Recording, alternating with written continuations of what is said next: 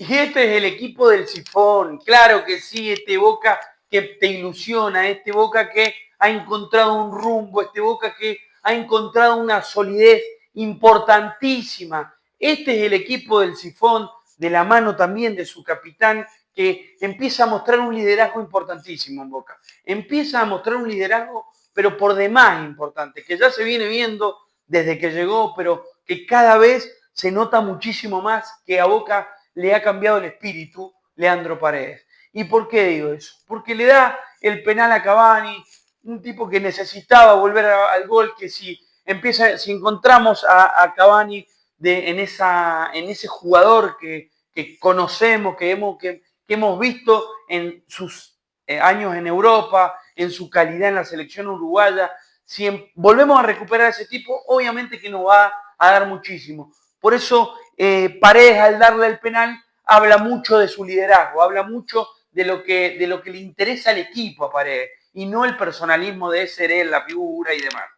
Pero volviendo al título, este es el equipo del Sifón Úbeda, de un técnico que para mí en Boca se empieza a consolidar, que empieza a tener que ser el técnico, a ganarse, ser el técnico de Boca en la Libertadores del año que viene, que empieza a ganar la continuidad de seguir en Boca para el año que viene, para todo lo que vendrá. Boca ahora clasificó como puntero, Boca ahora de acá a la final, si pasa todas las fases, definirá en la Bombonera. Y para Boca eso es importantísimo. Importantísimo definir de local, con su gente, con la 12, alentando como viene pasando partido a partido. Después de un año que ha sido por demás caótico para Boca, después de un año que ha sido muy duro, tanto en lo futbolístico como en lo emocional.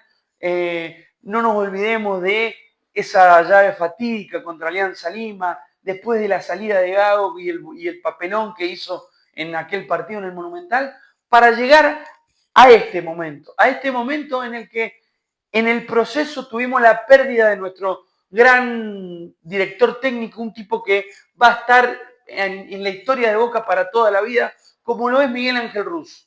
En lo que en la previa se habló mucho, en lo que se hablaba si estaba o no capacitado para ser él el técnico, pero claramente hoy empieza a verse todo lo que Russo, todo lo que Úbeda y todo lo que Riquelme también han construido para llegar a este gran momento de Boca. Porque no es cosa menor, porque este es el inicio de lo que generó Russo, en limpiar el plantel con líderes que eran completamente negativos, como lo hemos dicho en otras reacciones, como Marcos Rojo, limpiar jugadores como Sarachi, como Lema, que no le hacían bien al plantel, para llegar a este Boca que tiene líderes que le hacen muy bien. Su principal líder, Leandro Paredes, que a partir de la llegada de este jugador, después de lo que fue el Mundial de Clubes y todos esos partidos donde Boca no conseguía la victoria, llega Paredes y empieza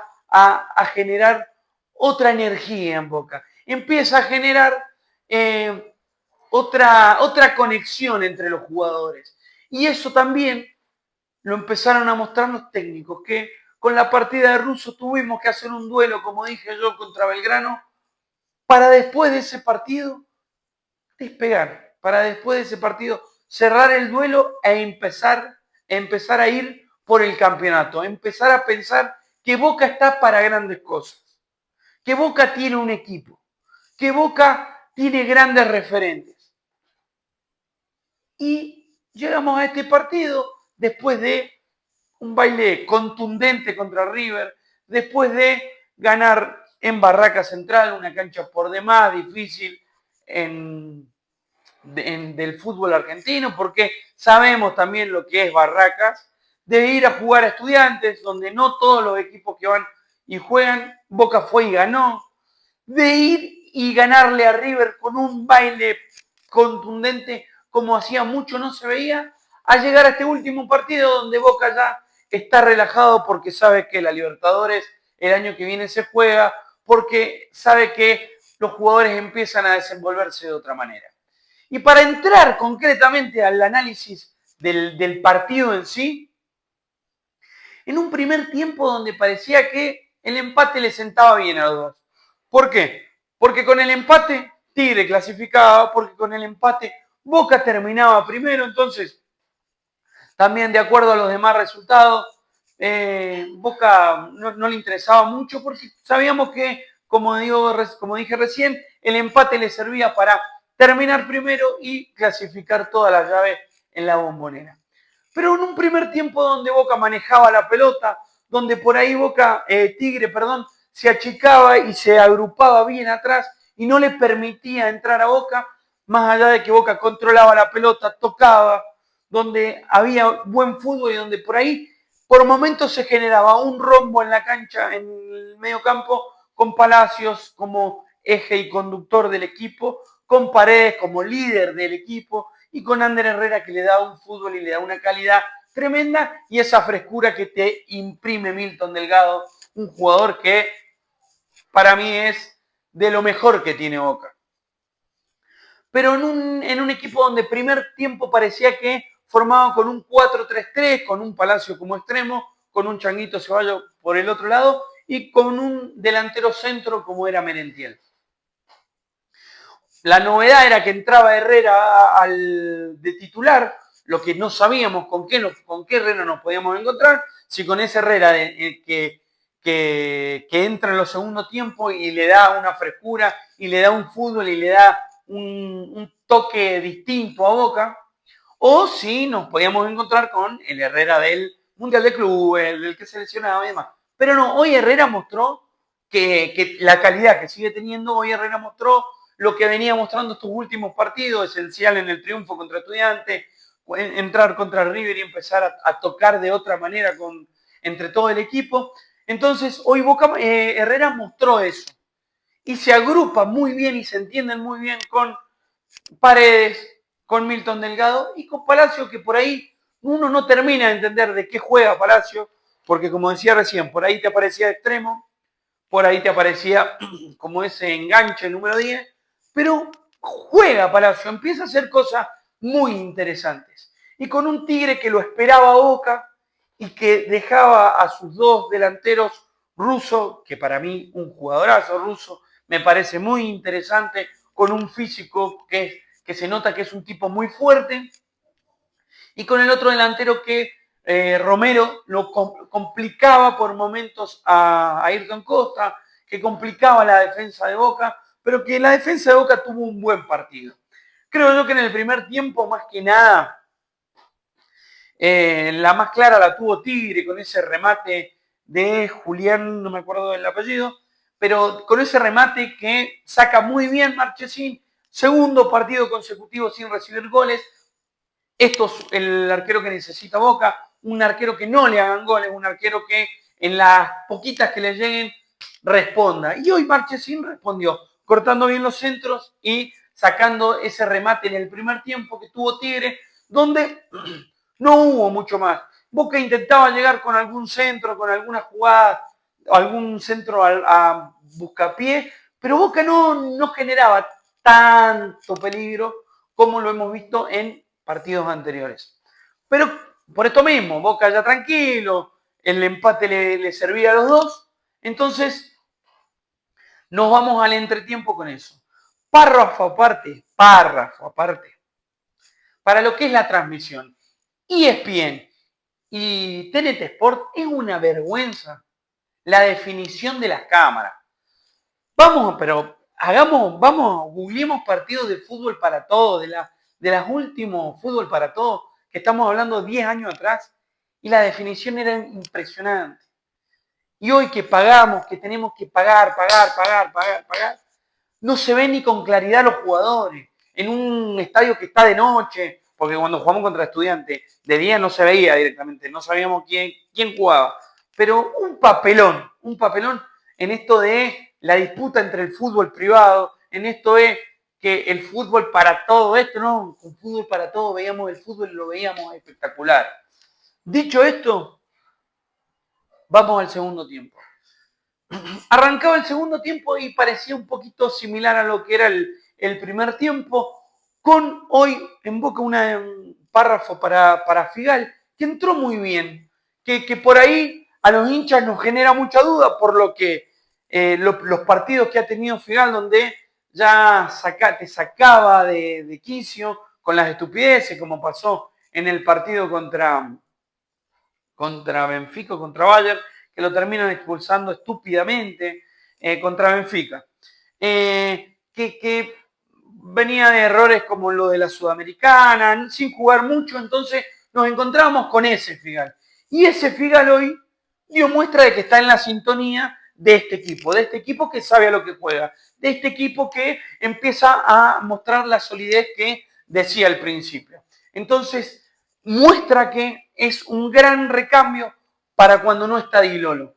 Que ha sido discusión en esta semana donde por ahí Di Lolo podía comerse la quinta amarilla, en donde por ahí Di Lolo podía perder su partido. Bueno, se perdió un partido que no definía mucho, pero tenía que entrar al final y tenía que dar la muestra de que está con la cabeza en Boca, de que está dando la talla para ser el número 2 de Boca. Y creo yo que hizo un gran partido, que se golpeó la cabeza, que tuvo un corte, que se le estaba hinchando el ojo y mostró solidez. Mostró solidez. De hecho, para mí hoy fue uno de los mejores centrales de Boca.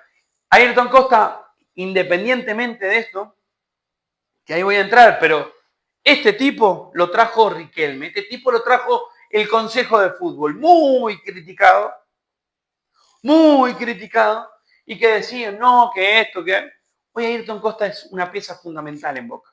Hoy Ayrton Costa muestra un nivel superlativo. Si bien tuvo un error en el segundo tiempo donde Tigre podría haber marcado un gol, pero hoy Ayrton Costa muestra un nivel superlativo. En el Superclásico, mandándose al bolsillo al pisero de Sala, y hoy haciendo un gol, abriendo el partido con un centro de córner de nuestro capitán de Paredes, y después mostrando la solidez, buen juego, y siendo un líder en la defensa de Boca. Entonces, esto para decirlo, porque si no después te cuentan las malas, te cuentan los Hanson de la vida, y no te cuentan de este señor que vino y que está haciendo un gran papel en Boca. Entonces, para continuar con lo que fue el análisis del segundo tiempo, por ahí parecía que se venía Tigre, por ahí parecía que empezaba a tocar un poco más, pero de nuevo, cuando Boca agarraba la pelota, Tigre se agrupaba atrás y era difícil entrar, era difícil hacerle daño porque se agrupaba bien y porque también, como decía, le sentaba cómodo el resultado del empate a ambos equipos. Por una cuestión simple, le sentaba, porque clasificaban los dos, ahora Tigre tiene que esperar a mañana, pero posiblemente Tigre termine clasificando para ver si clasifica. Entonces, en ese sentido, se fue dando el partido así. A los 27 minutos, si no me equivoco, llega el córner otra vez de pelota parada, otra vez con la certeza de Paredes a la cabeza de Ayrton Costa anticipándose y gol de Boca, 1-0, y creo que ahí el partido ya se empieza a abrir porque Tigre tiene que empezar a buscar un gol que le dé el empate de nuevo y que lo asegure en la próxima fase, y de nuevo empieza Boca a jugar, a manejar la pelota, a seguir manejando los tiempos del partido y a mostrar de que cuando hace falta, Boca es contundente. Entonces, vuelve Cavani a jugar en Boca después de varios partidos, después de muchas críticas. Sale Ander Herrera, sale también, entra Cavani, y siguiendo con el juego, penal para Boca, van a revisar al VAR, se ve que era penal para Boca, y agarra la pelota a Paredes, y Cavani va y se la pide. Y esto me parece muy importante destacarlo, porque habla del liderazgo que vino a mostrar, que lo dijo después en la nota que le hacen cuando termina el partido, que lo eligen como mejor jugador del partido de hoy, y que creo que es real, que hoy el mejor jugador fue nuestro capitán. Le da la pelota a Cavani para que se vuelva a encontrar con el gol, para que vuelva a tirar flecha, para que vuelva a recuperarse de acá. Porque creo que lo de Cavani está acá. Y creo que si Cavani muestra ese nivel que espera el jugador de Boca, que lo vio en el Manchester United, que lo vio en el PSG y en la selección uruguaya, sí, va a ser una cosa de loco, va a ser el tipo que necesita Boca de calidad, de contundencia para jugar de 9 acompañándome de tiempo.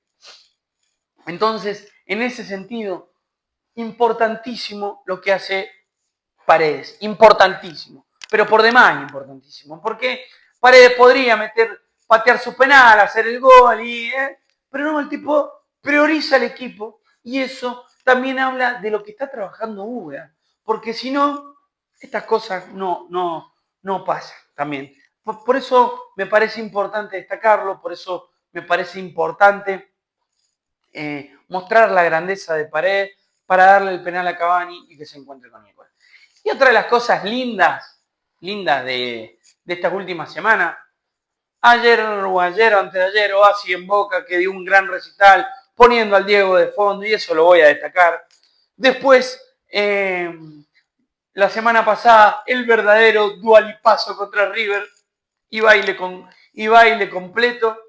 Y hoy estaba el pirata Jack Sparrow, hoy estaba Johnny Depp en la cancha de Boca viendo el partido, porque Boca tiene esa grandeza internacional, porque Boca es esto, ¿viste? Entonces, impecable cómo terminamos esta fase de grupo. Primeros, vamos a definir todas las fases si Boca va clasificando de local, entonces me parece importantísimo. Creo que el rival va a ser Sarmiento de Junín, un rival que en los papeles Boca le debería ganar, pero los partidos se tienen que jugar y Boca tiene que preparar un partido para la semana que viene, para jugar esos octavos de final y dar la nota. Así que este ha sido el análisis, me parece que hemos hablado de todo. Insisto con que Nacho Russo me parece un jugador muy interesante, que Boca lo puede ver, que Boca lo puede observar porque tiene mucha fuerza, porque es picante, porque es potente. Entonces, ya que se nos fue Miguelo, por ahí traerlo a Russo, van a decir, no, pero ojo, me pareció un jugador por demás interesante. No lo he visto, lo voy a empezar a seguir un poco más, pero creo que es un tipo para tener en cuenta. Cavani volvió al gol. Paréntesis. La semana pasada en la Bombonera me saqué foto con el Turro. Hoy metí un gol. Me saqué una foto con el Cava después de mucho tiempo y hoy metí un gol. Así que, ojo, ahí le tiré la buena energía, le tiré esa energía para que volvieran al gol. Así que eso es todo, les mando un abrazo, suscríbanse al canal, dejen su me gusta, comenten qué les pareció y nos vemos en esta semana para seguir charlando de fútbol. Quiero hablar de lo que pasó en Morón, quiero hablar del descenso de Godecruz, así que vamos a tener en la descripción hay un grupito de WhatsApp para que se metan, para que sigamos debatiendo el fútbol, así que les mando un abrazo y buen arranque de semana para todos.